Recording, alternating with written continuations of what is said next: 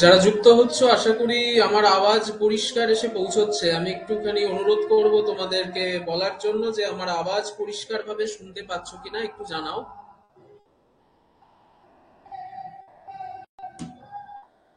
বাইরে অস্বাভাবিক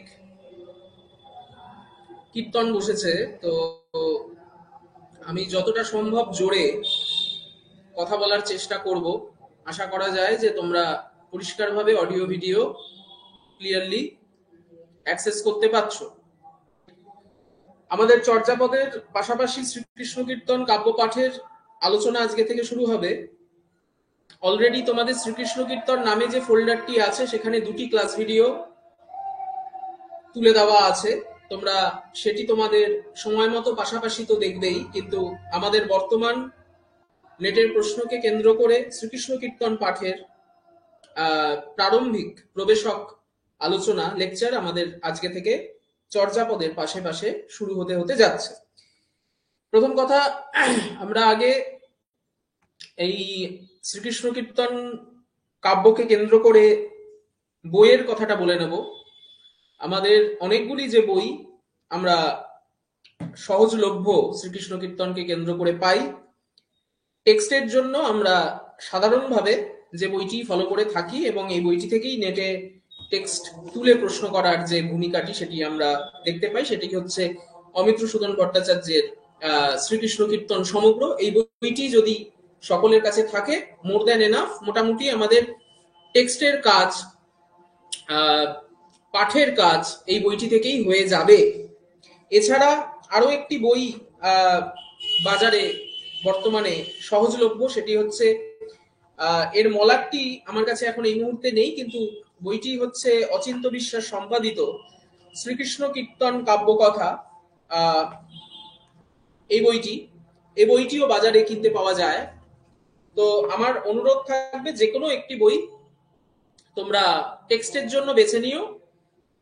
কোনো পাঠান্তর সেই অর্থে নেই, কিছু কিছু শব্দের তফাৎ আমরা শ্রীকৃষ্ণ কীর্তনকে সামনে রেখে পাবো, কিন্তু সেটা খুব মেজর তফাৎ নয়। তো সেই জায়গা থেকে আমরা বইয়ের নাম দুটি বলে দিলাম তোমাদের কাছে। একটি অমিত্রসূদন ভট্টাচার্য সম্পাদিত শ্রীকৃষ্ণ কীর্তন সমগ্র, অন্যটি অচিন্ত বিশ্বাস সম্পাদিত শ্রীকৃষ্ণ কীর্তন কাব্য। বই এই দুটো পেরিয়ে আমাদের টেক্সটের যে পাঠ, তাতে যাবার পূর্বে কয়েকটি বিষয় সম্পর্কে আমাদের খুব ক্লিয়ারলি বুঝে নিতে হবে। প্রথমত, এই টেক্সটগুলো আমরা এর আগে যতবার পড়ে এসেছি সেটা সাধারণভাবে একেবারেই কতগুলি টপিকের সাপেক্ষে, কতগুলি প্রশ্নের সাপেক্ষে তৈরি করা প্রশ্নোত্তর। টেক্সট আমরা সেইভাবে প্রায় পড়ি। আমাদের পাঠ পরিধির মধ্যে শ্রীকৃষ্ণ কীর্তন কাব্যকে কেন্দ্র করে টেক্সট পাঠ খুব কম হয়েছে, এবং সেটা আমাদের দোষের জন্য হয়েছে এমনটা নয়।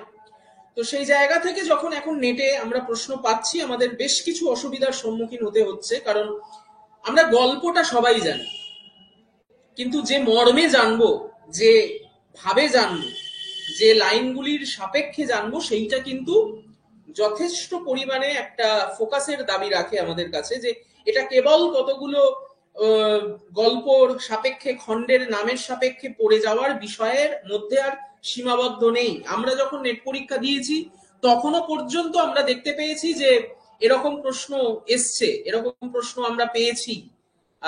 সেটা হচ্ছে যে শ্রীকৃষ্ণ কীর্তন কাব্যটি কাল লেখা, এইরকম প্রশ্ন পর্যন্ত আমরা নেটে পেয়েছি। সেটা প্রায় পলাশির যুদ্ধের আমলের নেট পরীক্ষার প্রশ্নের কথা আমরা বলছি, যে সময় আমরা পরীক্ষা দিয়েছিলাম। এখন আমরা কমপ্লিটলি এমন ভাবেই স্ক্রিনিং করার জায়গায় লাইনগুলোকে তুলে দেওয়া হচ্ছে, যেখানে আমাদের কতগুলো স্ট্র্যাটেজি না নিলে এই বিপদ থেকে উত্তরণের কোনো সম্ভাবনা কিন্তু আমাদের থাকছে না। তো আমরা সেই জায়গা থেকে চেষ্টা করব বর্তমান নেটের প্রশ্নকে সাপেক্ষ করে কতকগুলো স্ট্র্যাটেজি তৈরি করে নিয়েই এই শ্রীকৃষ্ণ কীর্তনের অংশটি পড়ার। আমরা পাশাপাশি চর্যাপদ করতে পড়তে যাচ্ছি, তার আলোচনাটা তো চলবেই, শ্রীকৃষ্ণ কীর্তনটাও আমরা শুরু করে দিচ্ছি। নেটের রেজাল্ট যেটা লাস্ট 6 তারিখ হয়েছে সেটা বেরিয়ে যাওয়ার পরই আশা করা যায় আমরা নতুন সিলেবাস ওয়েবসাইটে পেয়ে যাব, এবং এর পরে পরীক্ষাটা এই আপডেটেড সিলেবাসেই হবে। সেখানে কিন্তু মধ্যযুগ কোনোটাই বদলাচ্ছে না। এই শ্রীকৃষ্ণ কীর্তন কাব্য থেকে শুরু করে প্রায় সবটাই কিন্তু আমাদের পড়তে হচ্ছে, ফলত এইগুলো আমাদের থাকবে। এই জায়গা থেকে আমরা যখন এই আদি মধ্যযুগের প্রথম কাব্য হিসেবে শ্রীকৃষ্ণ কীর্তন আমরা পড়ি, আদি মধ্যযুগের কাব্য হিসেবে আমরা শ্রীকৃষ্ণ কীর্তন কাব্যকে একমাত্র প্রামাণিক টেক্সট হিসাবে দেখি। অনেকটা ওই প্রাচীন যুগের চর্যাপদের মতোই, প্রাচীন যুগে যেমন একটাই টেক্সট আমরা প্রাপ্ত হচ্ছি, সেটি হলো চর্যাপদ, তারপর আর কোনো টেক্সট আমরা পাইনি, তেমনি ভাবে মধ্যযুগের যে দুটো ভাগ, আদিমধ্য এবং অন্তমধ্য, অন্তমধ্য থেকেই মুখ্যত বাংলা মধ্যযুগের সাহিত্যের প্রচুর টেক্সটের জন্ম হতে হতে যাবে, অনেকগুলো ধারার জন্ম হতে হতে যাবে। সেই সম্পর্কে আমরা প্রায় প্রচুর আলোচনা জেনেছি বা করেছি। মঙ্গল কাব্যের ধারা, অনুবাদ সাহিত্যের ধারা, বৈষ্ণব পদাবলীর ধারা, রোম্যান্টিক প্রণয় উপাখ্যানের ধারা, অনেকগুলো ধারা এবং তার অজস্র কাব্য। তাহলে অন্তমধ্যযুগ থেকেই মুখ্যত ভাবে আমরা মধ্যযুগের যত টেক্সট তার বিভিন্ন গতি প্রকৃতি পেতে পেতে যাব। কিন্তু আদি মধ্যযুগ যেটা, মানে একদম মধ্যযুগ শুরু হচ্ছে, আমরা সেই আদি মধ্যযুগের একমাত্র প্রামাণিক গ্রন্থ হিসাবে শ্রীকৃষ্ণ কীর্তনকে একটা টেক্সট হিসাবে খাড়া করছি, দাঁড় করাচ্ছি, এবং সেখান থেকে আমরা তাকে চর্যাপদের মতোই এই যুগের একমাত্র টেক্সট হিসেবে বেছে নিচ্ছি। এই অবধি প্রায় সাহিত্যের ইতিহাসের প্রামাণিক তথ্য আমাদের প্রত্যেকেরই জানা। আবিষ্কারের তথ্য কে কোথা থেকে প্রকাশ করেছে আমি এই বিস্তারিত আলোচনায় লাইভ ক্লাসে সময় নষ্ট করব না, সেগুলো সবটাই তোমাদের মেটেরিয়ালে থাকবে। আমি যে জায়গাটা ধরাতে চাইছি চর্যাপদের মতোই কিভাবে শ্রীকৃষ্ণ কীর্তন, আমি বারবার বলছি একটা কথা, তোমরা নিশ্চয়ই খেয়াল করছো যে প্রত্যেকটা মধ্যযুগের টেক্সট পাঠের কিন্তু আলাদা আলাদা প্যাটার্ন থাকছে, প্রত্যেকটা মধ্যযুগের টেক্সট পাঠের কিন্তু আলাদা আলাদা স্ট্র্যাটেজি থাকছে। চর্যাপদ আমরা যে অবস্থান থেকে পড়ছি, আমরা কিন্তু শ্রীকৃষ্ণ কীর্তনকে সেই অবস্থান থেকে পড়ছি না। এই জায়গাটা কিন্তু খুব ভালো করে বুঝে নেব আমরা আজকের ক্লাসটি টেক্সটের সাথে সাথে প্রবেশক ক্লাস, যে আমরা ঠিক কোন কোন মানদণ্ড তৈরি করব। চর্যাপদের ক্ষেত্রে যেরকম 3টে মানদণ্ড আমরা অ্যাপ্লাই করেছি, এক্ষেত্রে আমরা কোন কোন মানদণ্ড অ্যাপ্লাই করব এবং কিভাবে বিষয়টাকে বুঝবো, সেই সংক্রান্ত আলোচনা আমরা আজকে সেরে ফেলতে চাইছি। একটা জিনিস আমরা লক্ষ্য করব, সেটা হচ্ছে যে রাধা কৃষ্ণকে কেন্দ্র করে এই যে একটা পূর্ণাঙ্গ কাব্য, এটা প্রথম কাব্য না, রাইট? রাধা কৃষ্ণকে কেন্দ্র করে বাংলা সাহিত্যের প্রথম পূর্ণাঙ্গ কাব্য শ্রীকৃষ্ণ কীর্তন, কিন্তু সাহিত্যের ইতিহাসে প্রথম পূর্ণাঙ্গ কাব্য কিন্তু শ্রীকৃষ্ণ কীর্তন নয়। There is a difference. তাহলে আমি যদি বলি সাহিত্যের ইতিহাসে রাধাকৃষ্ণকে কেন্দ্র করে প্রথম পূর্ণাঙ্গ কাব্য বইটির নাম কি, আনসার হবে জয়দেবের গীত গোবিন্দ। জয়দেবের গীত গোবিন্দের আগে রাধাকৃষ্ণকে কেন্দ্র করে কি কোনো পদ নেই? নিশ্চয়ই আছে, আলবাত আছে, কিন্তু সেটা পূর্ণাঙ্গ একটা টেক্সট আকারে নেই, সেটা পূর্ণাঙ্গ একটা বই আকারে নেই। বিচ্ছিন্ন কবিতা গুচ্ছ, বিচ্ছিন্ন চরণ, বিচ্ছিন্ন পদ সমষ্টি, এরকম বহু পদ সমষ্টির নাম আমরা পড়েছি। গাথা সত্যসেই, হাল, শৃঙ্গার শতক, সদুক্তি কর্ণামৃত, কবীন্দ্র বচন সমুচ্চয় ইত্যাদি ইত্যাদি, এগুলো এক একটা কাব্য সংকলন, বিভিন্ন কবির বিভিন্ন টুকরো কবিতা। সুভাষ মুখোপাধ্যায় পরবর্তীকালে গাথা সত্যসেই, আমরা বাংলায় বলি গাথা সপ্তশতী, শৃঙ্গার শতকের অসামান্য বাংলা অনুবাদ করেছে। এই বইগুলো পারলে তোমরা কখনো কিনে নিয়ে পড়বে। হঠাৎ করে পড়ে মনে হবে বোধ হয় এগুলো সুভাষ মুখোপাধ্যায়েরই 2 লাইনার 4 লাইনার কবিতা, না, এত অসামান্য অনুবাদ করেছেন। সেই অনুবাদগুলোকে সামনে রেখে যদি তোমরা পড়ো গাথা সপ্তশতী, শৃঙ্গার শতক, অমরু শতক, এই কাব্য সংকলনগুলোতে রাধা এবং কৃষ্ণের প্রেমকে কেন্দ্র করে, এই শব্দটা খুব গুরুত্বপূর্ণ হয়ে উঠবে, প্রেম। এই প্রেমের একটা পারিভাষিক শব্দ পাবো আমরা, বিলাস, আসবো একটু পরে তাতে। রাধা এবং কৃষ্ণের এই প্রেমকে কেন্দ্র করে প্রচুর বিচ্ছিন্ন কবিতা ছড়িয়ে ছিটিয়ে ছিল, তার সংখ্যাটা নেহাত কম নয়।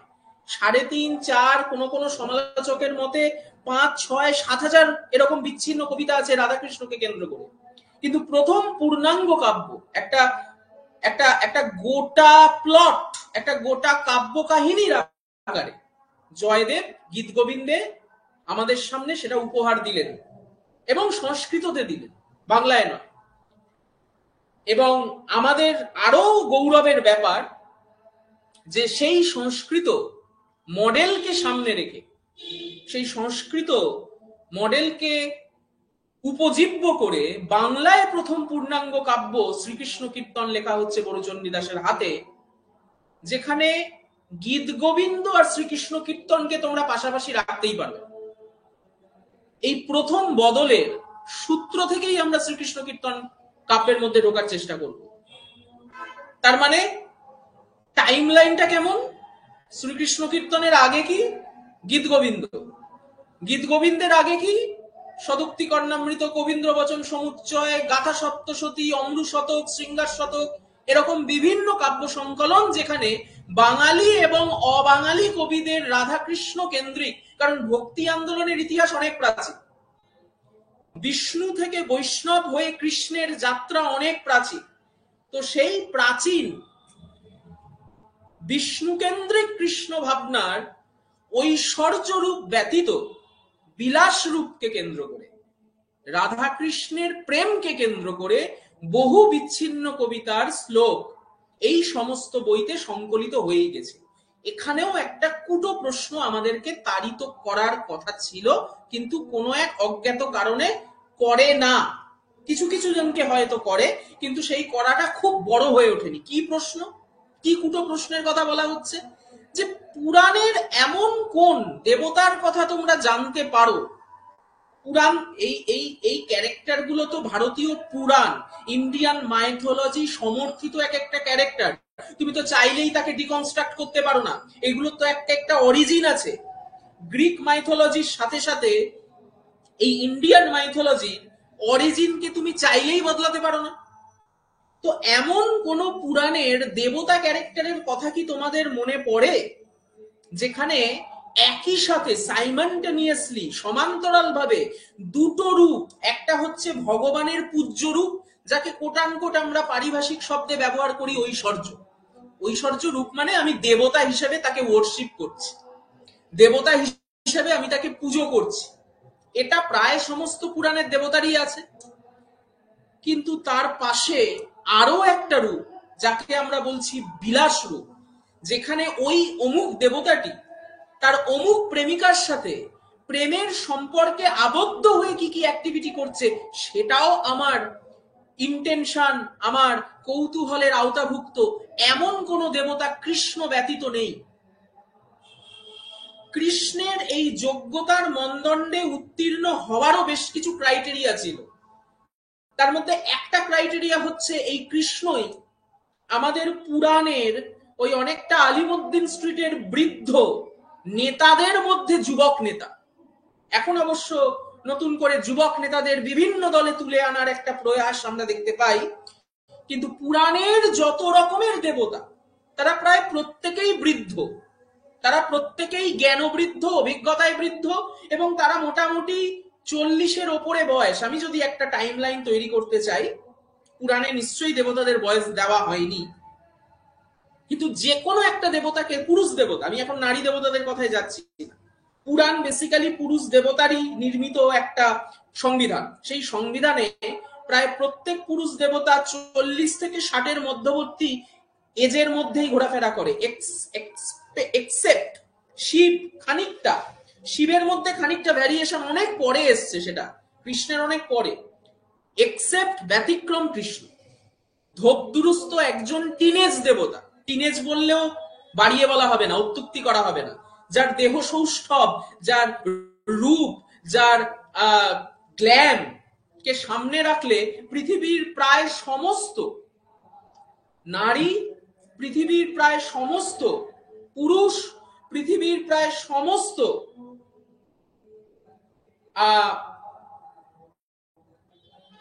ভক্তবৃন্দ সবাই তার দিকে ধাবিত হয়, সবাই তার দিকে সরাসরি এগিয়ে যায়।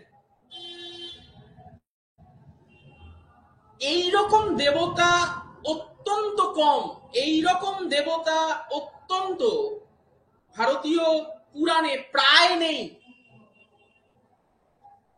ওই সায়নিকার ভাষায় প্রায় চিরসবুজ দেবতা। নারীরা শুধু নয়, পুরুষেরাও তার ভক্ত, এবং সেটা প্রেমের দিক থেকে। চৈতন্যদেবকে মনে করো, একজন পুরুষ, কিন্তু কৃষ্ণ প্রেমে রাধার কি তৃপ্তি হতো সেটা বোঝার জন্য তাকে অবতার গ্রহণ করতে হয়েছে। এটাই তো গুরু কারণ, অন্তরঙ্গ কারণ তো এটাই ছিল, রাধার প্রেমের তৃপ্তির স্বরূপটি কেমন সেটাকে আস্বাদন করুন। তাহলে কৃষ্ণ হচ্ছে কবের থেকে, প্রশ্ন হচ্ছে কবের থেকে এবং কেন, কবের থেকে এবং কেন এরকম একজন পুরাণের দেবতার বিলাস রূপ তৈরি করার প্রয়োজন আমাদের দেখা দিল, যে বিলাস রূপকে সামনে রেখে আমাদের এত অজস্র কাব্যের সম্ভার গড়ে উঠল। এবং তার প্রথম পূর্ণাঙ্গ কাব্যের সন্ধান পেতে আমাদের ওয়েট করতে হলো গীত গোবিন্দ পর্যন্ত। এর উত্তর খুঁজতে গেলে খানিকটা ভক্তি সাহিত্যের যে কালক্রম, যে পথ, আমরা যদি তার মধ্যে প্রবেশ করি, তার একটা সামান্য সূত্র পেয়ে যাব। সেই সূত্রটা কি? পুরাণের এই পুরুষ দেবতা নির্ভর ঐশ্বর্য রূপ সাধারণ মানুষের কাছে একেবারেই রিচ করতে পারছিল না। ভালো করে খেয়াল করে দেখো, প্রত্যেকের মূল প্রচেষ্টা সেই চর্যাপদের যুগ থেকে শুরু করে শ্রীকৃষ্ণ কীর্তন, মঙ্গল কাব্য, অনুবাদ সাহিত্য পেরিয়ে একদম আধুনিক যুগ পর্যন্ত টার্গেট রিডার হচ্ছে কিন্তু সাধারণ মানুষ। সাধারণ মানুষের কাছে রিচ করতে হবে, সাধারণ মানুষের কাছে আমার আবেদনকে পৌঁছে দিতে হবে, সাধারণ মানুষের কাছে এজেন্ডাগুলোকে তুলে ধরতে হবে। এবার এই বিষ্ণু, ব্রহ্মার মাহাত্ম্য, তাত্ত্বিক দর্শন, তাদের অ্যাক্টিভিটি, তাদের মিড লাইফ ক্রাইসিসের বিভিন্ন অবস্থান ঠিক পুরাণের মন্ত্রের মধ্য দিয়ে সাধারণ মানুষের কাছে রিচ করতে পারছিল না। এমন একটা সময় ভক্তির মেটাফোর হয়ে উঠছে কৃষ্ণ, যা বিষ্ণু জাত, বিষ্ণুরই যেন বিগত যৌবন, কৃষ্ণের বিগত যৌবন অবস্থা বিষ্ণু যদি হয়, তাহলে বিষ্ণুর একেবারে যৌবনের শুরুর অবস্থা যেন কৃষ্ণকে দিয়ে একটা নতুন রূপ গঠনের চেষ্টা করা হলো, যার নাম হচ্ছে বিলাস রূপ। যেখানে আমরা এখন ভক্ত হিসাবে কেবল কৃষ্ণের পুজো করব না, এখন আমরা কেবল ভক্ত হিসাবে কৃষ্ণকে ওয়ার্শিপ করব না দেবতার মতো, তার সাথে সাথে, তার সঙ্গে সঙ্গে তার প্রেম মাহাত্ম্যকে নিজের প্রেমে, নিজের যাপনের সঙ্গে জড়িয়ে নেব।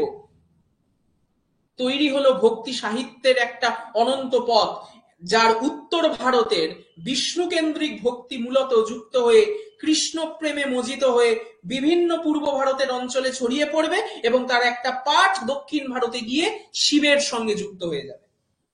কৃষ্ণের পরিবর্তিত অ্যাডভান্স রূপ কিন্তু শিব, তার বিবর্তনের অনেক জটিল বাঁকবদল আছে। আমি সেই কুটো আলোচনা যখন শিবায়ন পড়বো তখন আলোচনা করব, বলবো। আপাততর জন্য এই কৃষ্ণ ভক্তির মূল কেন্দ্রীয় রূপক হয়ে সাধারণ মানুষের কাছে পুরাণ মাহাত্ম্যকে পৌঁছে দেওয়ার প্রেমের মাধ্যমে, বিলাস রূপের মাধ্যমে একটা প্রধান কারক হয়ে উঠলো। এবার একা একা তো প্রেম করা যায় না।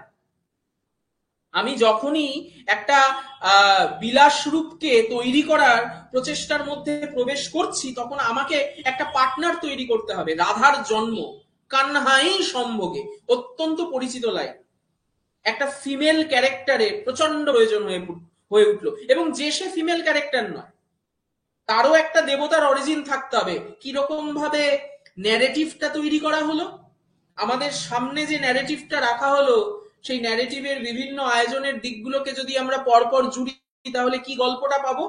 যে আসলে কৃষ্ণ নারায়ণ রূপ, পৃথিবীর বিভিন্ন অত্যাচার মুহূর্তে এসে তিনি বসুন্ধরার ভূভার হরণ করার নামে একটা প্রক্রিয়া তৈরি করতে পৃথিবীতে নেমে এসছেন, এবং তার সম্ভব কারণে তৈরি করা হলো লক্ষ্মীরই রূপ রাধাকে। যখন থেকে ব্রহ্ম বৈবর্ত পুরাণ, কেনোপনিষদে রাহা, রাধা, রাধিকা এই শব্দগুলো, এবং চন্দ্রাবলী এই নামেও, শ্রীকৃষ্ণ কীর্তনে বহুবার রাধাকে চন্দ্রাবলী সম্বোধন করা হচ্ছে, এই নামেও আমরা পেতে শুরু করলাম, তৈরি হয়ে গেল রাধা কৃষ্ণের যুগল প্রেমের বিচ্ছিন্ন কবিতার একটা সাহিত্যিক বডি অফ লিটারেচার, একটা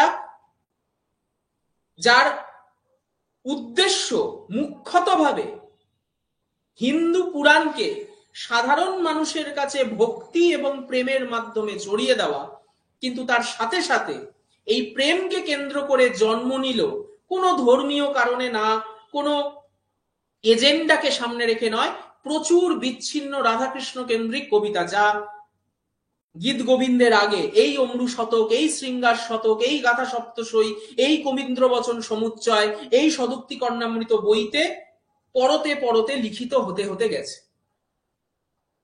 এই অবস্থানে যখন আমরা এসে পৌঁছলাম, জয়দেব যখন গীত গোবিন্দ লিখলেন, তখন তার সিদ্ধ রস করা হলো কাকে? আমরা দেখলাম শৃঙ্গার। তখন কিন্তু এই কথাটা উঠল না। গীত গোবিন্দ জয়দেবকে সামনে রেখে আমরা যখন পূর্ণাঙ্গ কাব্যটি হাতে পেলাম, তখন কিন্তু অশ্লীলতার প্রশ্ন একবারের জন্য উঠল না। তখন কিন্তু এই সমস্যার কথা একবারের জন্য উঠল না যে কি করে কিভাবে রাধাকৃষ্ণের এই প্রেমকে, কারণ তোমরা যদি গীত গোবিন্দের বেশ কিছু স্বর্গ পড়ো, সেখানে যথেচ্ছ পরিমাণে সম্ভোগের বর্ণনা, সুরত ক্রিয়ার বর্ণনা অত্যন্ত পুঙ্খানুপুঙ্খ ভাবে তুলে ধরা হয়েছে। আমরা কি বললাম? আদি রস, শৃঙ্গার রস, তার সিদ্ধ রস হলো। অথচ সেই গীত গোবিন্দের বাংলা ভার্সন বড়ু চণ্ডীদাস যে মুহূর্তে একেবারে সাধারণ মানুষের প্রয়োজনে গল্প শোনার জন্য গল্প লিখলেন, আমরা অশ্লীলতার দায় সেই বইটিকে প্রায় ব্যান করার চেষ্টা করলাম। সরকারিভাবে হয়তো আমরা ব্যান করতে পারিনি, কারণ তার ঐতিহাসিক মূল্যকে আমরা সরিয়ে রাখতে পারবো না, কারণ আমরা আদি মধ্যযুগে শ্রীকৃষ্ণ কীর্তন ব্যতীত আর কোনো টেক্সটের সন্ধান পাচ্ছি না। কিন্তু সমালোচকদের মধ্যে একটা অদ্ভুত প্রবণতার জন্ম আমরা দেখতে পেলাম, যেটা একটা অশ্লীল কাব্য। এই কাব্যটি কেবলমাত্র পড়ছি একটাই কারণে, নাকি এটি আদি মধ্যযুগের একমাত্র কাব্য। আমরা যে মুহূর্তে আদি মধ্যযুগে দ্বিতীয় একটা কাব্য আবিষ্কার করে ফেলবো, শ্রীকৃষ্ণ কীর্তন, সেদিন থেকে আমরা পড়ব। বড়ু চণ্ডীদাসের কপালে এই ভয়ঙ্কর রকমের একটা অন্যায়, জাস্টিস, একটা ট্যাগলাইন জুড়ে গেল, কারণ তিনি ভক্তির মূল যে এজেন্ডা প্রথম দিকে, যে কারণে কৃষ্ণের বিলাস রূপ তৈরি করার প্রয়োজনীয়তা অনুভব করেছিল পুরাণ প্রণেতারা, সেই মূল কারণকে একেবারে লোকশ্রেণী প্রান্তিক মানুষের গল্পে রূপান্তরিত করেছিলেন। এই ছিল তার অপরাধ। অবশ্যই সেখানে কৃষ্ণ একজন ধর্ষক, অবশ্যই সেখানে কৃষ্ণ একজন মলেস্টার, অবশ্যই সেখানে রাধা এমন একটা নারী মনস্তত্ত্বকে ধারণ করছে যেখানে তিনি তার নিজের ধর্ষকের প্রেমেই আরক্ত। অবশ্যই শ্রীকৃষ্ণ কীর্তন কাব্য বাংলা সাহিত্যের প্রথম মৎস্যকামের কাব্য। অবশ্যই বাংলা সাহিত্যে এই মৎস্যকামকে নেওয়ার মতো মানসিকতা সমালোচক মহলে কম ছিল বলেই সেটাই অশ্লীল কাব্য বটে। এই কথাগুলোকে সামনে রেখে যে মুহূর্ত থেকে আমরা শ্রীকৃষ্ণ কীর্তনকে বোঝার চেষ্টা করব, আমাদের গল্পটা সবার জানা, আবারও বলছি, কোন খণ্ডে কি কি হয়েছে তার প্যাটার্ন সবার জানা, কিন্তু যেটি মূলভাবে জানতে হবে সেটা হলো এই কাব্যের ক্যারেক্টারাইজেশন। আমরা যদি তার পরতগুলো পরপরকে বসাতে বসাতে যাই, আমরা যদি তার পরতগুলো পরপর দেখাতে দেখাতে যাই, তাহলে অদ্ভুত রকম ভাবে যে ক্যারেক্টারের বিবর্তনগুলোর সন্ধান আমরা পাবো, যেখান থেকে নেটের প্রশ্নগুলোকে আমরা সাজাতে পারছি, যেখান থেকে আমরা নেটের বিভিন্ন যাই লাইন দিক আমরা কাব্য মুখস্থ না করেও আনসার করতে পারছি, তার জায়গায় উত্তীর্ণ হতে পারবো। আমাদেরকে বুঝতে হবে কেন বড়ু চণ্ডীদাস এই এরকম একটা ক্যারেক্টার কে ইম্পোজ করলেন, ডিকনস্ট্রাক্ট করলেন, বিনির্মাণ করলেন কৃষ্ণের মধ্য দিয়ে, যেখানে তার কাজ খণ্ডে খণ্ডে রাধাকে ভোগ করা, যেখানে তার কাজ খণ্ডে খণ্ডে রাধাকে বিভিন্নভাবে উত্তক্ত করা, এবং এই গোটা কাজের একটা পূর্ণাঙ্গ কাব্য নির্মাণ করে ফেললেন বড়ু চণ্ডীদাস। খুব স্বাভাবিকভাবেই আমরা তাকে গীত গোবিন্দের সাথে মেলাতে পারবো না। খুব স্বাভাবিকভাবেই পরবর্তীকালে চৈতন্য চরিতামৃত রাধাকৃষ্ণ কেন্দ্রিক যতগুলো বই লিখেছেন, যতগুলো বই পড়েছেন, মার্জনা করবে, যতগুলো বই পড়েছে তার পাঠ্য তালিকায় শ্রীকৃষ্ণ কীর্তনের নাম একবারের জন্য নিতে পারেন। কেন? রিজনটা কি? রিজন হচ্ছে এটা, কৃষ্ণ সেখানে একজন লম্পট যুবক নয়, একজন পোটেনশিয়াল মলেস্টার, যে কিনা সুযোগ সত্যি এরকম কোন পরিস্থিতি পেলে রাধাকে বলপূর্বক ধর্ষণ করে। এবং আরো ভয়ঙ্কর, রাধা একটা সময়ের পর কৃষ্ণের কাছে সেই ধর্ষণের বলপূর্বক ভোগের সামগ্রী হিসেবে নিজেকে উজাড় করে দিতে দিতে কৃষ্ণকে ভালোবেসে ফেলে। এমন একটা বিতর্কিত কাব্য কেন লিখতে গেলেন বড়ুচণ্ডীদাস? কি দরকার ছিল বড়াই চরিত্র তৈরি করার? কি দরকার ছিল কৃষ্ণকে এভাবে ইম্পোজ করার? কি দরকার ছিল রাধাকে এরকম একটা জটিল নারী মানসিকতার জায়গা থেকে তার বিবর্তনকে খন্ডে খন্ডে দেখানো? আমরা প্রমাণ করে ফেলবো আলোচনা করতে করতে, জন্মখণ্ড থেকে শুরু হয়ে তো রাধা বিরহতে এসে শেষ হচ্ছে আমাদের এই শ্রীকৃষ্ণ কীর্তন কাব্য। আমরা একটা ম্যাপ তৈরি করেছি, সেই ম্যাপটি যারা পুরনো ক্লাস কখনো না কখনো করেছো তারা জানো, যারা নতুন ক্লাস করেছো তারা নিশ্চয়ই এখন জানবে। এই ম্যাপটা কোনোদিন ভুলো না, আমি একটু পরেই সেটা তোমাদের বোর্ডে শো করছি। এই ম্যাপটাকে সামনে রেখে তিনি যতগুলো খণ্ড পরপর বলতে বলতে গেছেন, তার প্রত্যেকটা খণ্ডে রাধাকে কত রকম উপায়ে কি কি মানে উপায় সহযোগে কৃষ্ণ তাকে ভোগ করেছে তার একটা যাত্রার পথ। এটার বেসিক্যালি কোনো প্লট নেই। এই গোটা শ্রীকৃষ্ণ কীর্তন কাব্যে বেসিক্যালি কোনো গল্পের প্লট আমরা খুঁজে পাবো না। যেটা পাবো সেটা হচ্ছে একটা যাত্রা পথ, যেটা পাবো সেটা হচ্ছে একটা একটা একটা একটা ম্যাপ। শ্রীকৃষ্ণ কীর্তন কাব্য আসলে আমাদের পড়তে হবে এই ম্যাপটার সাহায্যে, এবং এই ম্যাপটাকে প্রতিস্থাপিত করে যে কটি খণ্ডের যে কটি নির্বাচিত পদ আমরা ক্লাসে বলে দেব, তার অবস্থানগুলোকে বুঝলে কোনোদিন নেটের প্রশ্নে তোমাদের মুখস্থ করে এর আনসার করতে হবে না। আমাদের প্রধান স্ট্র্যাটেজি কিন্তু এই মুখস্থ করার যান্ত্রিক প্রক্রিয়াটাকে বাইপাস করা। কিসের ম্যাপ? প্রশ্ন হচ্ছে কি এমন ম্যাপ শ্রীকৃষ্ণ কীর্তন কাব্যে আমরা মেথড হিসেবে দাঁড় করাতে চাইছি।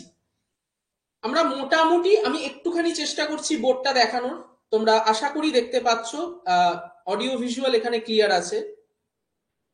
খেয়াল করে দেখবো এই ম্যাপটা একটা কাল্পনিক ম্যাপ, যেখানে যমুনা নদীকে মাঝখানে প্রতিস্থাপিত করা হয়েছে।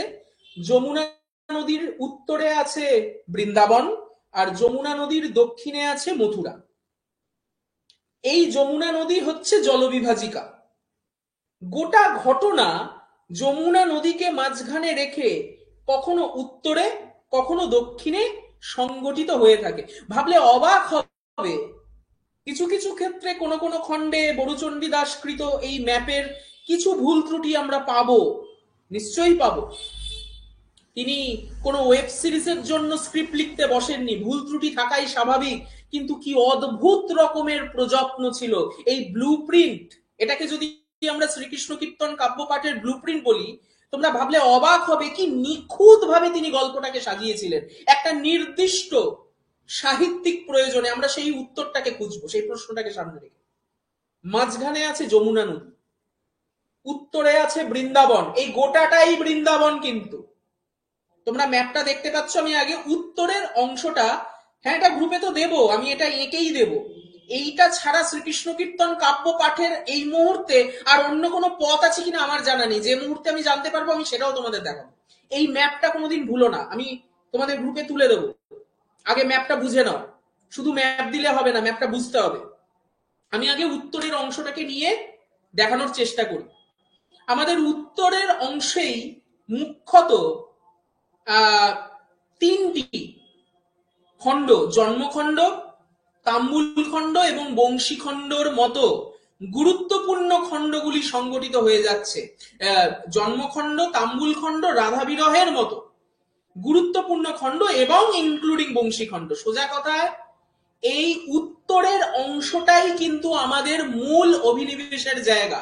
দক্ষিণের অংশটাও আসবো। উত্তর দিকটা খেয়াল করো, যমুনা নদী, উত্তরে বৃন্দাবন, দক্ষিণে মথুরা। এবার আসি উত্তরে। এই যে বৃন্দাবন, বৃন্দাবনে দেখো অ্যারো দিয়ে দেখানো হয়েছে, মানে এই টোটালটা বৃন্দাবন। মাঝখানে আছে বোটানিক্যালের বনপথ, গাছপালায় একেবারে ছায়া সুনিবিড় বনপথ, যার মনোহর দৃশ্য মাঝে মাঝেই বড়ুচণ্ডী দাস দিয়েছেন বিভিন্ন খণ্ডে, আমরা পড়ার লোভ সামলাতে পারি না। এই বনপথের একদম টপ উত্তরে, এটা যমুনা নদীর উত্তর, একেবারে সর্বশেষ প্রান্ত উত্তরে, সেখানে হচ্ছে গোকুল। জন্মখণ্ডের প্রায় গোটা, যে জন্মখণ্ডে বেসিক্যালি মৌলিক কাহিনী কিছু নেই, গোটাটাই ভাগবতকে সামনে রেখে একটা গৌরচন্দ্রিকা করেছেন মাত্র, তার লোকেশন হচ্ছে এই গোকুল, যেটি একদম বনপথের মাথার উপর চূড়োয় উত্তর টপ মোস্ট নর্থে অবস্থান করছে। তার একটু নিচে বকুলতলা। এই লোকেশন গুলো দয়া করে ভুলো না, আমি কালিটা হয়তো একটুখানি ছড়িয়ে গেছে, তোমরা নিশ্চয়ই লেখাটা দেখতে পাচ্ছ। গোকুলের নিচে বকুলতলা, তার নিচে মাঝ বৃন্দাবন, এই মাঝখানটা মাঝ বৃন্দাবন, তার উপরে বকুলতলা, আর একদম নিচে যমুনার নদীর ধার ঘেঁষে কদমতলা ঘাট বা কুদঘাট। বকুলতলা, কদমতলা, এই দুটো প্রাইম লোকেশনকে কেন্দ্র করেই আমাদের শ্রীকৃষ্ণ কীর্তন কাব্যের মেজর খণ্ডগুলো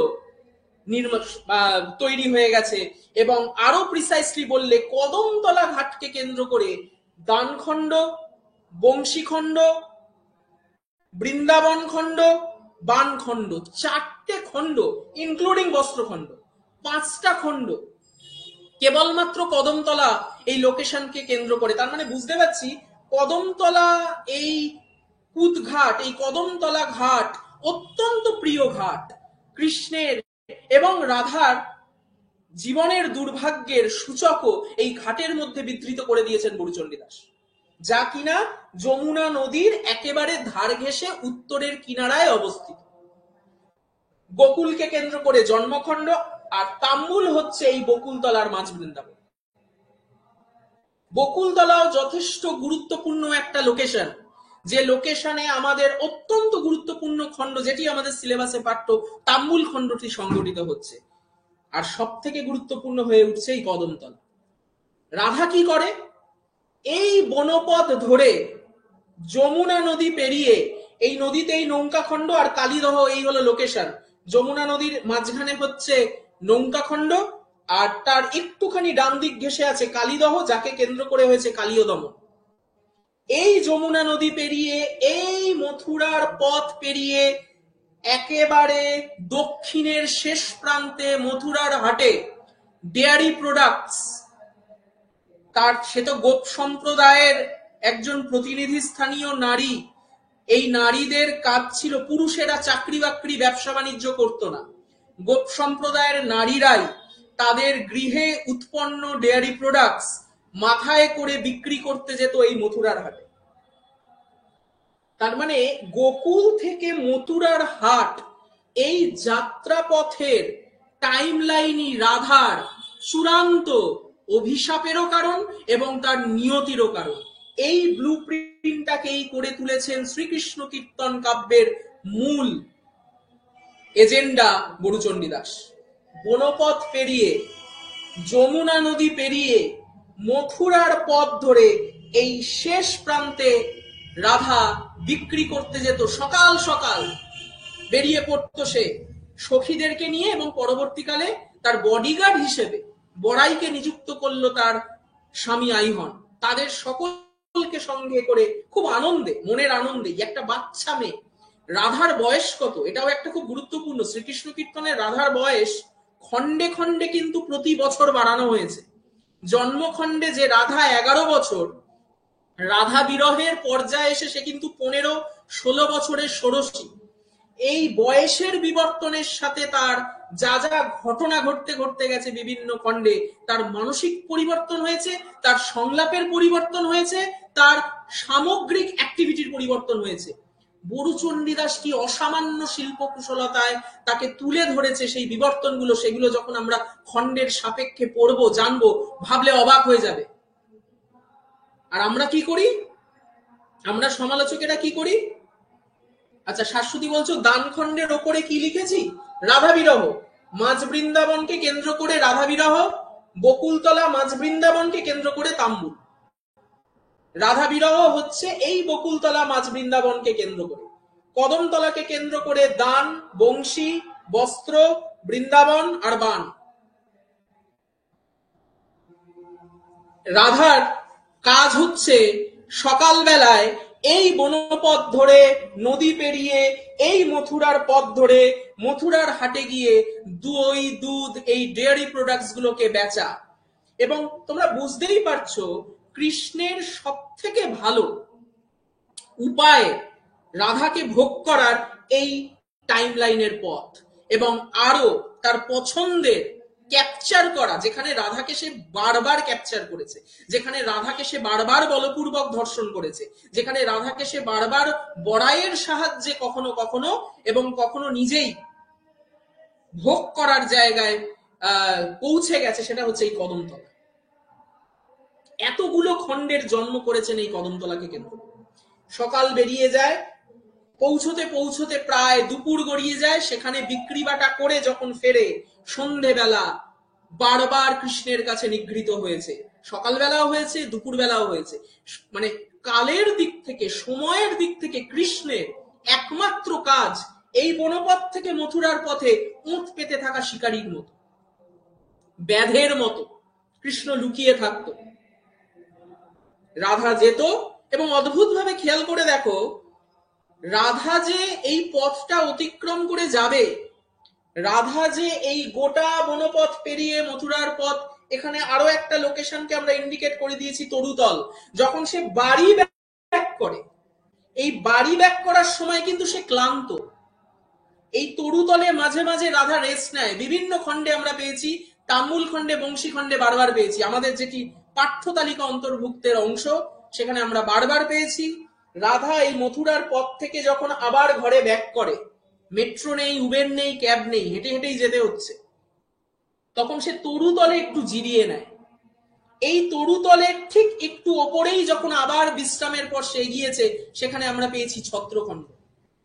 আবার যখন সে মথুরার পথ ধরে মথুরার হাটে দই দুধের বিক্রি করার ঠিক পূর্ব মুহূর্তে তার উপর ভারখণ্ডের যে গল্প আমরা জানি, সেই অংশটিকে জুড়ে দিয়েছেন। তাহলে দক্ষিণ দিকে খুব একটা খণ্ডের আয়োজন বরুচণ্ডীদাস করেননি।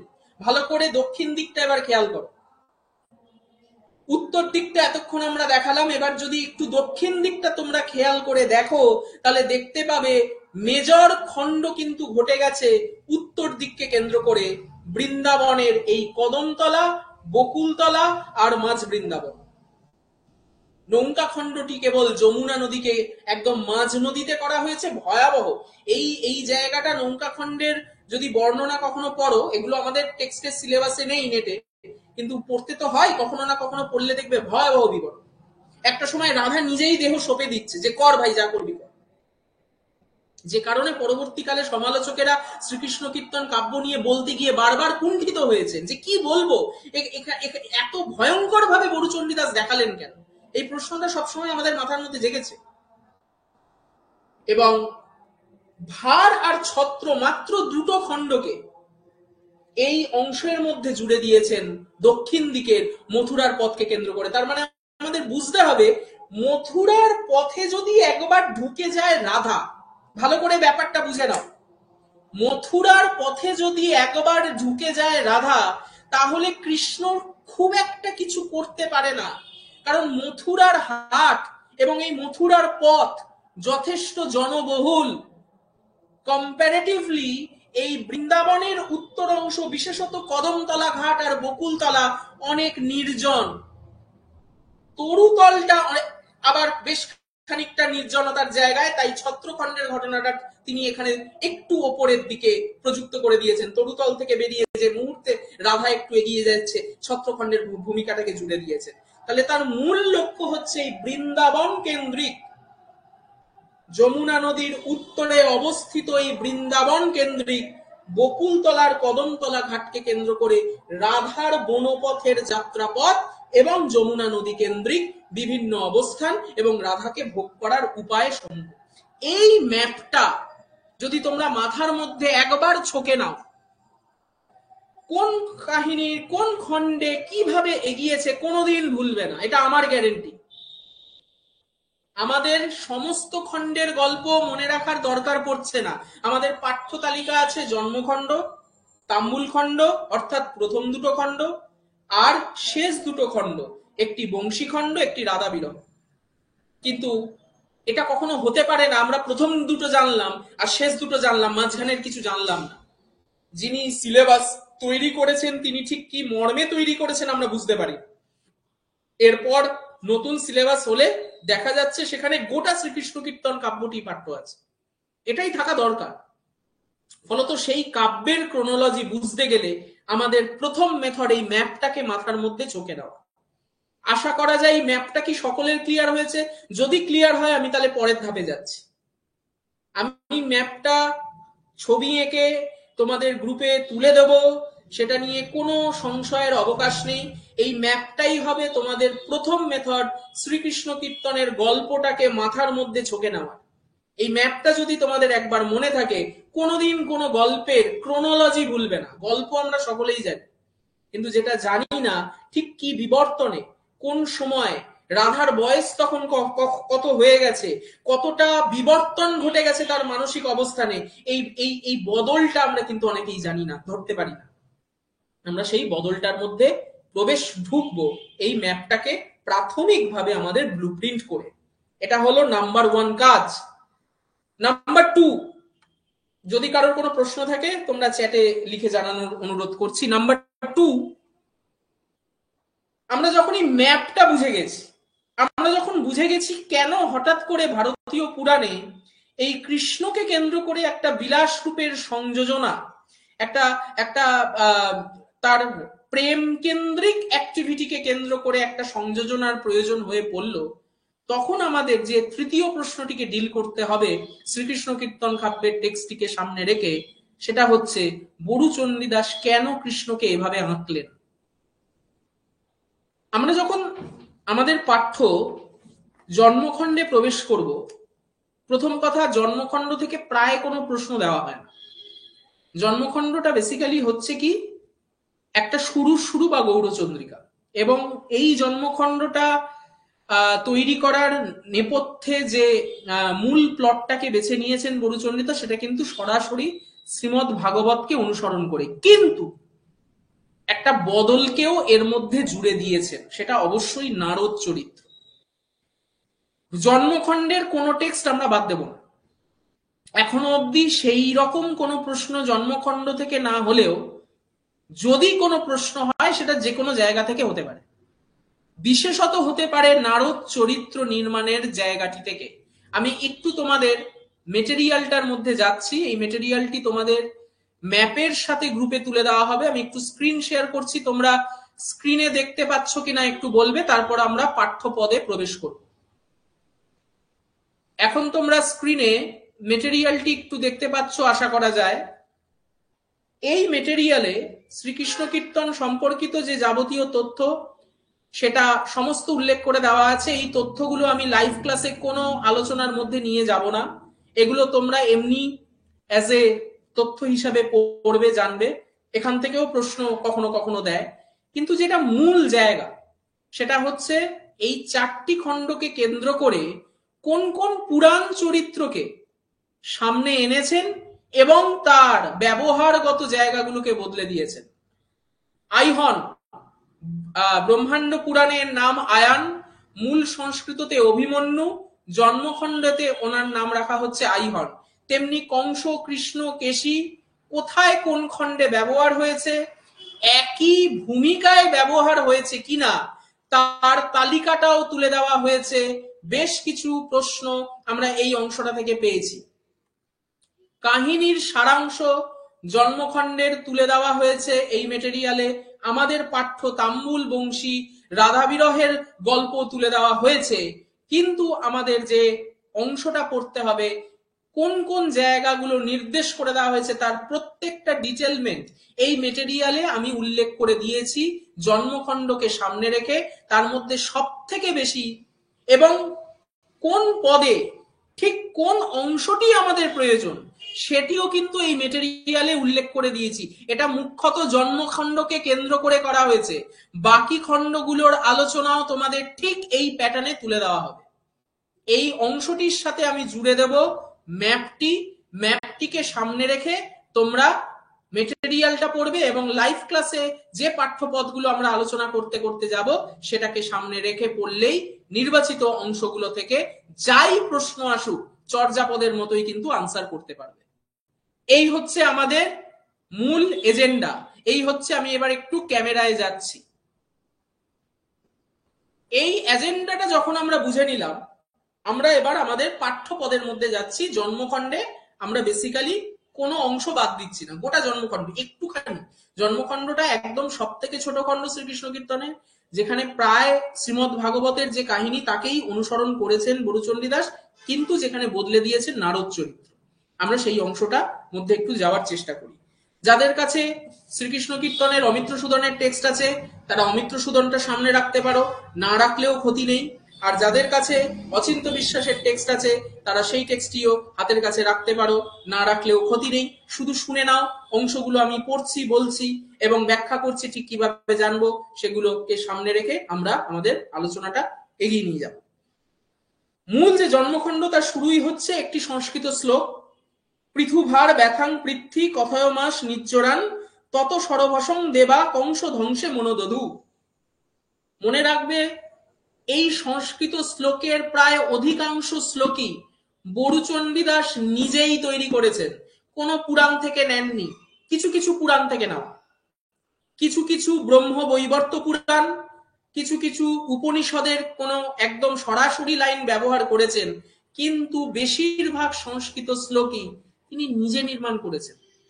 কি ভয়ঙ্কর পারদর্শিতা থাকলে পুরাণ সম্পর্কে, সংস্কৃত বিভিন্ন শুধু পুরাণ নয়, উপনিষদ, পুরাণ, এমনকি রামায়ণ মহাভারত, এই সমস্তটা সম্পর্কে কতটা জ্ঞান থাকলে এই শ্লোকগুলো যে তিনি তৈরি করতে পারেন। ভাগবত প্রায় গুলে খেয়েছেন। তার এই কাব্যটাকে কেবল অশ্লীল কাব্য বলে আমরা সরিয়ে দেব, এটা হতে পারে না। নিশ্চয়ই এর পেছনে কোনো গুরু কারণ আছে। কেন তিনি কৃষ্ণকে এভাবে আঁকলেন আমরা একটু বুঝে নেব। এই শ্লোকটার অর্থ কি? পৃথিবী কংসের অত্যাচারে জর্জরিত, সাধুরা অতিষ্ঠ, ভালো মানুষেরা বাঁচতে পারছে না। এই মানুষগুলোকে প্রোটেক্ট করার জন্য এমন একজন কাউকে প্রয়োজন যাকে পৃথিবীতে পাঠানো হবে, এবং তিনি পৃথিবীতে এসে সেই দৈত্য দানবকে ধ্বংস করবেন, হত্যা করবেন, এবং সবাই খুব খুশি খুশি জীবনযাপন করতে পারবে। এটা খুব পুরাণের কমন প্লট। ভালো করে দেখো, আমরা যখন মঙ্গল কাব্য, যারা এর আগে পুরনো ক্লাস করেছে বা নতুন যারা করবে, দেবতারা সাধারণত নেমে আসে না। স্বর্গভ্রষ্ট দেবতারা মুখ্যত দুটো কারণে পৃথিবীতে নামে।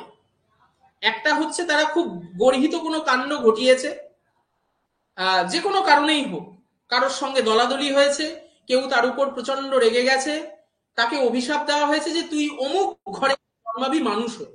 দেবতাদের কাছে মানুষ হয়ে জন্মানোটা ডিক্লাস হওয়া, দেবতার কাছে মানুষ হয়ে পৃথিবীতে আসা এক ধরনের অপরাধের শাস্তি।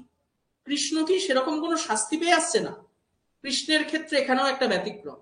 এর আগে যতগুলো এর পর যত স্বর্গভ্রষ্ট দেবতাদের পৃথিবীতে নেমে আসার ঘটনা সম্পর্কে আমরা জানবো, তারা শাস্তি স্বরূপ নেমেছে। আর কৃষ্ণকে পাঠানো হচ্ছে পৃথিবীর এই দুঃখ দুর্দশাকে দূর করার জন্য, তাকে নির্মাণ করা হচ্ছে। কৃষ্ণ আগের থেকে স্বর্গে নেই, কৃষ্ণ আগের থেকে স্বর্গে এক্সিস্ট করে না। কৃষ্ণের যে প্রাকরূপ বিষ্ণু নারায়ণ, তিনি স্বর্গে আছেন। তার মানে কৃষ্ণকে ম্যানুফ্যাকচার করা হবে, পৃথিবীতে পাঠানোর জন্য তাকে তৈরি করা হবে। কিন্তু সেই তৈরির আগের একটা ছোট্ট ইতিহাস আছে। সেই ইতিহাস কি? প্রত্যেক দেবতারা মিলে একটা গোল টেবিল বৈঠক করলো, করে নারায়ণের কাছে গেল। প্রথমে বিষ্ণুর কাছে গেল, বিষ্ণু বলল তোমরা নারায়ণের কাছে যাও, নারায়ণকে গিয়ে বলো যে এমন কাকে তৈরি করা যায় বা এমন কাকে পাঠানো যায় যিনি পৃথিবীতে এই কংসের অত্যাচার থেকে পৃথিবীকে মুক্তি দিতে পারে। তখন নারায়ণ দুটো চুল দেয়, একটা সাদা চুল, একটা কালো চুল। সাদা চুল থেকে জন্মগ্রহণ করবে হলধর বলরাম, আর কালো চুল থেকে জন্মগ্রহণ করবেন কৃষ্ণ বনমালী। এই গল্পটা প্রায় আমাদের সকলের জানা, এই প্লটটা আমাদের প্রায় সকলের জানা। কিন্তু এখানে যে মূল ভাগবতের এই গল্পটাকে সামান্য বদলে দিচ্ছেন না, সামান্য সূত্রগুলোকে ঢুকিয়ে দিচ্ছেন যেভাবে, সেটা হচ্ছে নারদ চরিত্র। নারদ চরিত্রের অংশটাই যদি আমরা যাই, আইলা দেবের সুমতি শুনি, এই অংশটা থেকে আমরা শুরু করছি। এর আগের অংশটা হচ্ছে দেবতাদের গোল টেবিল বৈঠক। নারায়ণের কাছে গেছে, নারায়ণ দুটো চুলের কথা বলেছে, একটা সাদা চুল আর একটা কালো চুল, দুই চুল থেকে দুই ভাইয়ের জন্ম হবে। কালো চুল থেকে যে জন্মগ্রহণ হবে তার নামই হবে কৃষ্ণ। কৃষ্ণ অর্থে কালো। কৃষ্ণের মানে প্রারম্ভিক যে রূপ সেটা কিন্তু তার গায়ের রং কালো। আমরা ধীরে ধীরে ধীরে ধীরে তাকে সাদা বানিয়ে নিয়েছি মাইকেল জ্যাকসনের মতো। মানে আমরা ঠিক কালো ব্যাপারটার সাথে, কালো বললেই আমাদের প্রচন্ড ভাবে খুব নিচু, ছোট, অপাঙ্কেয় এরকম একটা ফিল হয়। তাই কৃষ্ণের কালো রংটাকে আমরা কালক্রমে ধবধবে সাদা করে নিয়েছি। এখনো কিছু কিছু কৃষ্ণের মূর্তি আমরা কালো দেখতে পাবো, কিন্তু বেশিরভাগই মূর্তি হয় উজ্জ্বল শ্যামবর্ণ, ওই গৌরাঙ্গের মতো, আর না হলে নীল। যাই হোক, সেই প্রসঙ্গে আমি পরে। আমাদের কিন্তু এই পুরাণের রাজনীতিগুলো ধীরে ধীরে পরতগুলো খুলতে খুলতে যাবে এই শ্রীকৃষ্ণ কীর্তন কাব্য পাঠ করতে গিয়ে। এই ব্যাপারে কিন্তু তোমরা মন প্রস্তুত করে নাও। শ্রীকৃষ্ণ কীর্তন পাঠের প্রতি পরতে পরতে বরুচণ্ডীদাস পুরাণের এই রাজনীতিগুলোকে নিয়ে এক প্রকার ব্যঙ্গ করেছেন। তার এত রাগ কেন ছিল, সেই প্রশ্নের উত্তরটাই কিন্তু আমরা খুঁজব। তো গোলটেবিল বৈঠকের পর নারদ আসছে কংসের সভায়। নারদের আবির্ভাব মুহূর্তকে বর্ণনা করতে গিয়ে স্বয়ং কংস কি বলছেন, এই স্বয়ং বরুচণ্ডীদাস কবি কি বলছেন, আইলা দেবের সুমতি শুনি কংসের আগক নারদ মুনি, পাকিল দাড়ি মাথার কেশ, বামন শরীর মাকড় বেশ, নাচে নারদ ভেকের গতি, বিকৃত বদন উমতমতি, ক্ষণে ক্ষণে হাসে বিনি কারণে, ক্ষণে হয় খোর ক্ষণেকে কানে, নানা পরকার করে অঙ্গ ভঙ্গ, তাক দেখি সব লোকের রঙ্গ। আমি আজকে কেবল এখানে সূত্রটা ধরিয়ে দিচ্ছি, পরের দিন তোমাদের স্ক্রিন শেয়ার করিয়ে টেক্সটকে সামনে রেখে লাইন বাই লাইন পড়তে পড়তে যাব নির্বাচিত অংশ। আবারও বলছি, জন্মখণ্ডে কিন্তু সবটাই পড়ছি, এখানে কোনো নির্বাচন আমরা করছি না, আর বেশি জোর দিয়ে পড়ছি এই নারদের অংশ। উঠিয়া সব বলে আনোচান, মিছাই মাথায় পারোয় স্নান, মেলে ঘন ঘন জিহে রাগ, রায় কারে যেন বোকাছাক। নারদ এসছে কংসের সভায়, তাকে বর্ণনা করা হচ্ছে একজন উমতমতি, একটা পাগল ক্যারেক্টারের সঙ্গে সাজুজ্য রেখে। ক্ষণে ক্ষণে লাফায়, ক্ষণে ক্ষণে পাগলের প্রলাপ বকে, ক্ষণে ক্ষণে মাথা তুলে আকাশ পাতাল দেখে, এমন একটা লোককে নারদ চরিত্রের অবয়বে তৈরি করা হলো, যাকে সভায় দেখে কংসের সভাসদ এবং স্বয়ং কংস হাসতে লাগলো। কিন্তু এই নারদই কংসের সভায় এসছে কি কারণে, তাকে এই সংবাদটা দিতে যে তোমার হত্যাকারীকে ম্যানুফ্যাকচার করা হয়ে গেছে স্বর্গে। এই গল্পটা ভাগবতে নেই। ভাগবতে যেটা আছে, নারায়ণ আদেশ দেওয়ার পর ওই যে বাচ্চা এক্সচেঞ্জের যে গল্পটা আমরা পাই, এখানেও একটা প্রশ্ন আছে যে এত পরিশ্রমের কি দরকার ছিল, সরাসরি কৃষ্ণকে জন্ম করে পাঠালেই তো হতো। আমরা তার উত্তরেও একটু পরে যাব। কিন্তু ভাগবতে যেটা আছে, সরাসরি রোহিণীর গর্ভপাতের ছলে হলধরকে তার গর্ভে প্রবেশ করিয়ে দেওয়া হবে, আর বাকি থাকলো যে যাকে বন্দি করে রেখেছে সেখানে কৃষ্ণের যে জন্ম, সে আসলে তো যশোদার ওখানে জন্ম হয়েছে তার, এবং আসলে তো যশোদার যে মেয়ের জন্ম হয়েছে তাকে এক্সচেঞ্জ করে বন্দি কারাগারে কংসের ওখানে রেখে দেওয়া হবে, আর কৃষ্ণকে রেখে দেওয়া হবে যশোদার কাছে। এইটা ভাগবতে আছে। কিন্তু ভাগবতে এই গল্পটা নেই যে নারদ এসে কংসকে এই গোটা ষড়যন্ত্র, এটা তো বেসিক্যালি কংস হত্যার একটা ষড়যন্ত্র, সেই ষড়যন্ত্রটা সরাসরি এসে নারদ তাকে বলে দিচ্ছে। বরুচণ্ডীদাস এটা মৌলিকভাবে গল্পটাকে সৃজন করলেন। বরুচণ্ডীদাস জন্মখণ্ডে মৌলিকভাবে নারদের এই ভূমিকাটিকে গ্রহণ করালেন একটাই রিজনকে সামনে রেখে। এই ভাগবতের কৃষ্ণের কাহিনী তার উদ্দেশ্যের ধারে না। তার আসল কাহিনী, তার আসল গল্প শুরু হবে তাম্বুল খণ্ড থেকে। সেখানে এমন একজন চরিত্রকে তিনি নির্মাণ করবেন যার নাম বড়াই। এই বড়াই চরিত্র না থাকলে শ্রীকৃষ্ণ কীর্তনের এই গোটা ম্যাপের কোনো ভূমিকা নেই। যে কথাগুলো প্রাথমিকভাবে আমাদের শুনতে শুনতে খুব বোকা বোকা লাগছিল, যে রাধা ওই বনপথ থেকে মথুরার হাটে দই দুধ ডেয়ারি প্রোডাক্টস বিক্রি করতে যাবে এবং কৃষ্ণ তাকে সম্ভোগ করবে, এই গোটা গল্পটার মধ্যে এতগুলো খণ্ডের জন্মানোর জায়গা কোথায়? শুনে তো আমাদের প্রাথমিকভাবে এটা মনে হওয়াটাই স্বাভাবিক যে এটা কি করে সম্ভব। কোনো প্লট নেই, কোনো গল্প নেই, প্রত্যেকটা খণ্ডে এক এক রকম ভাবে কৃষ্ণ রাধাকে জোর করে সম্ভোগ করছে। সেটা আবার কাহিনী কাব্য হলো নাকি? হলো একমাত্র এই বড়াই চরিত্রের জন্য। বড়াই চরিত্রের প্রাক প্রস্তুতি রূপে তার একটা গৌরচন্দ্রিকা তৈরি করে দিয়েছেন জন্মখণ্ডে নারদ চরিত্রের মধ্য দিয়ে, যেন একটা প্রাগভাস, যেন একটা আঙত পাঠ, যেন একটা মুখবন্ধ, যে এরপর আমি যে কাহিনীটা বলতে যাচ্ছি তার একটা ট্রেলার। জন্মখণ্ড বেসিক্যালি শ্রীকৃষ্ণ কীর্তন কাব্যের ট্রেলার, আর তার মুখ্য কেন্দ্রীয় চরিত্র বড়াইয়ের পূর্বরূপ নারদ।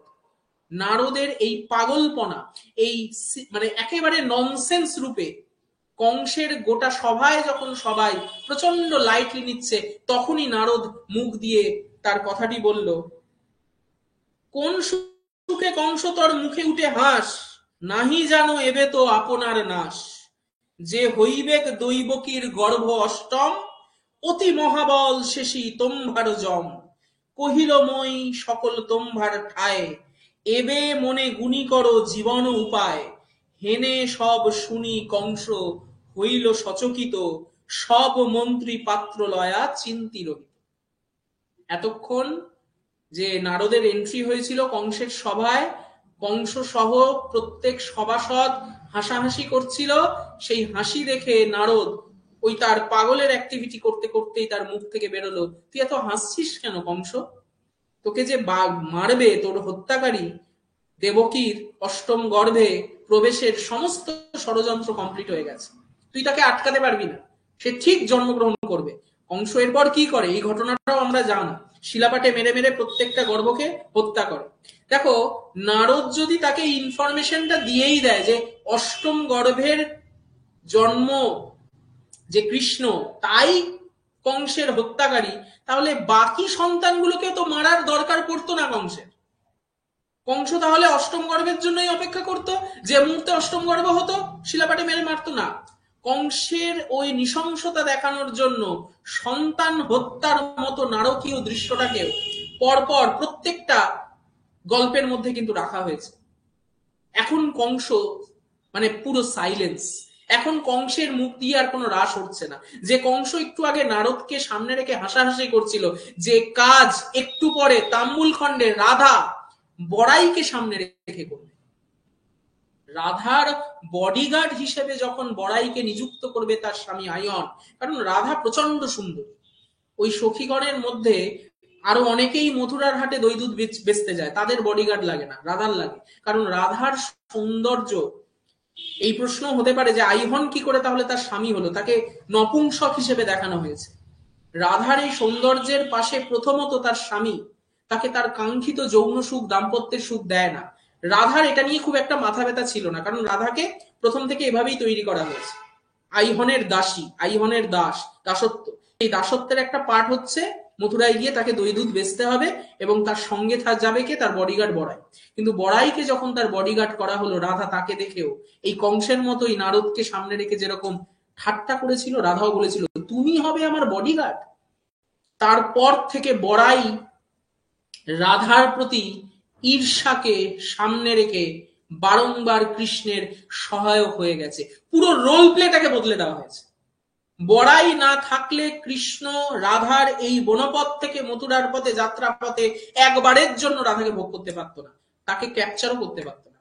বড়াই হয়ে উঠছে একটা সেতু এই গোটা কাব্যের। বেসিক্যালি এই যে একটা সেতু নির্মাণ করা হয়েছে না, এই যাত্রাপথটাকে যে একটা নির্মাণ করা হয়েছে না, এটা বেসিক্যালি বড়াই নির্মাণ করেছে। বড়াইয়ের প্রাগভাষী জন্মখণ্ডের নারদ চরিত্র। নারদ যে রকম ভাবে কংসের সমস্ত হাসি উড়িয়ে দেয়, বড়াই হয়ে উঠবে একটা সময়ের পর রাধার জীবনের সেই হাসি উড়িয়ে দেওয়ার কারণ। আবার রোল প্লে বদলাবে, কিন্তু এই বদলটাকে যে আধুনিক দৃষ্টিভঙ্গিতে শ্রীকৃষ্ণ কীর্তন কাব্যে ধরা হয়েছে, পরতে পরতে, খণ্ডে খণ্ডে, লাইন বাই লাইন, আমাদের নির্বাচিত অংশগুলোর সাপেক্ষে সেটা আমরা বুঝতে বুঝতে যাব। কোনো মুখস্থের ব্যাপার নেই, যে কোনো প্রশ্ন আসলে তোমরা এখান থেকে করতে পারবে। শুধু আমার এই লাইভ ক্লাসে বলা কথাগুলোকে সামনে রেখে মেটেরিয়ালে দেওয়া সমস্ত তথ্য আর এই ম্যাপটা মাথায় রেখে যাও, পরীক্ষা মক টেস্টটা দাও, তোমাদের কিন্তু এই অংশটা থেকে কোনো প্রবলেম হওয়ার কথা নয়। আমরা প্রবেশক অংশটিতে আজকে এই কয়েকটা কথাই তোমাদের সামনে বলার চেষ্টা করলাম। তোমাদের কাছে অনুরোধ, তোমরা কি এই সংক্রান্ত যে আলোচনাটা হলো এতক্ষণ, সেটা কি ক্লিয়ার বুঝতে পেরেছো? কোনো অসুবিধা আছে এই জায়গাটাতে? যদি থাকে একটু জানানোর জন্য অনুরোধ করছি। এই অংশটায় কোনো সমস্যা আছে? এতক্ষণ যা যা বলা হলো, ম্যাপটা দেখানো হলো, এটাকে কেন্দ্র করে কোনো প্রশ্ন আছে? বোঝা গেছে কি আমাদের মেথডটা কি আজকে ক্লিয়ার হয়েছে? শ্রীকৃষ্ণ কীর্তন কাব্যটি আমরা ঠিক কিভাবে পড়তে পড়তে যাব?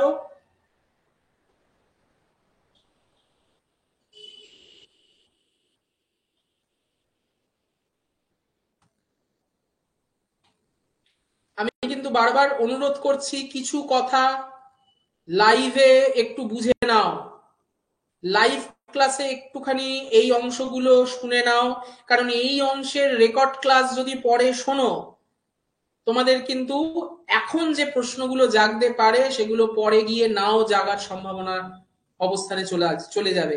তো রেকর্ডটা কিন্তু রিভিশনের জন্য, লাইভ ক্লাসটা দয়া করে অন্তত এই পার্টগুলো, মধ্যযুগের ক্লাসগুলো প্রত্যেকে করো, না হলে কিন্তু পরে গিয়ে এই অংশগুলোর সাথে কানেক্ট করতে পারবে না। আমরা পরের ক্লাস সম্পর্কে কালকে নেব না, রোববার তো একটা থাকবেই, কালকের ক্লাসের বিষয়ে জানিয়ে দেব, এবং এই গোটা অংশটার আপডেটেড আলোচনা ম্যাপ সহ তোমাদের গ্রুপে তুলে দেওয়া হচ্ছে। মেটেরিয়ালটায় যাবতীয় তথ্য থাকবে, তথ্যের আলোচনা আমি ক্লাসে করব না, আমি লাইভ ক্লাসে কেবল তত্ত্বটাকে, তার গল্পটাকে, তার পথ পাঠের মেথডটাকে ডিটেলে আলোচনা করব। তাই তোমরা মেটেরিয়ালটার বাকি অংশগুলো একটু দেখে নেবে, সেখানেও যদি কোনো প্রশ্ন থাকে আলাদা করে আমায় জানাবে। আজকের ক্লাস এই অবধি থাকছে তোমাদের।